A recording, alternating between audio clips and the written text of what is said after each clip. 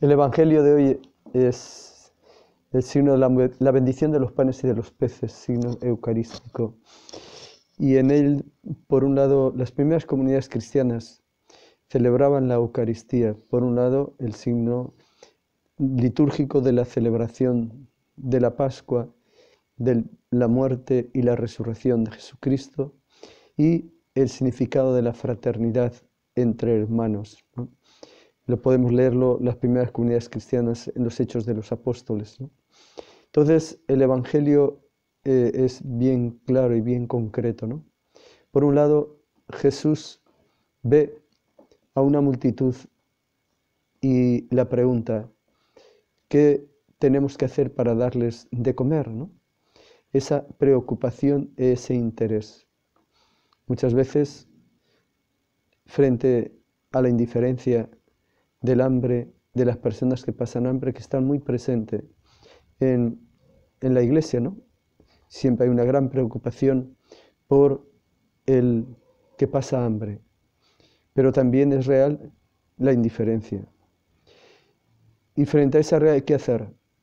La primera pregunta que le hace a Felipe, ¿no? Tenemos que comprar pan. Y la respuesta, ni con 200 denarios nos alcanza.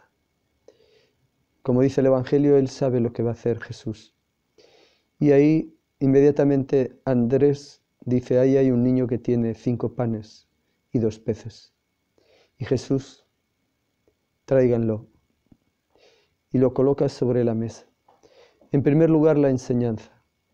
Por un lado, la preocupación frente al hambre. Y el hambre no lo soluciona el comprar. La gente que tiene dinero, el dinero no va a solucionar el problema del hambre, el comprar. Esa primera, y por eso Jesús le pregunta a Felipe qué tenemos que comprar. Jesús sabe muy bien, como dice el Evangelio, lo que va a hacer. Y eso es importante tenerlo en cuenta en la sociedad de hoy. La gente del dinero no va a solucionar el hambre en el mundo. Y los datos son bien claros, no es necesario decir cuántos millones de hambrientos hay y cada vez se acapara más las riquezas en menos manos. No es el problema entonces de que no haya, sino que los que tienen el dinero nunca van a solucionar el problema del hambre en el mundo. Y eso lo tenemos que tener muy claro. ¿Y qué es lo que va a solucionar el hambre? El compartir, el saber colocar sobre la mesa lo que se tiene. Es importante, ¿qué es lo que tiene 5 panes y 2 peces?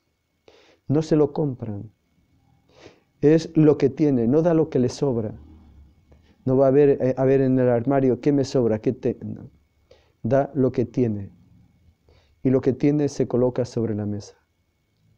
Dios, Jesús, lo bendice y lo reparte. La bendición y el milagro está en que compartieron, en que cada uno colocó sobre la mesa lo que tenía. Y eso es lo que Dios bendice. Y se reparte, alcanza para todos y sobra. Recogen 12 canastos, las 12 tribus del pueblo de Israel, los 12 apóstoles, la iglesia, símbolo de comunión y de fraternidad.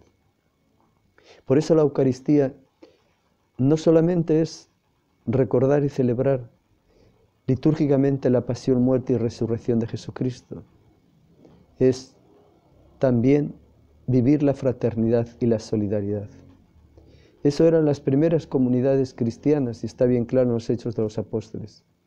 Después la Iglesia se quedó solamente en la liturgia de la celebración de la misa de la Eucaristía, recordando el sacrificio de Cristo y olvidando el sentido de la fraternidad.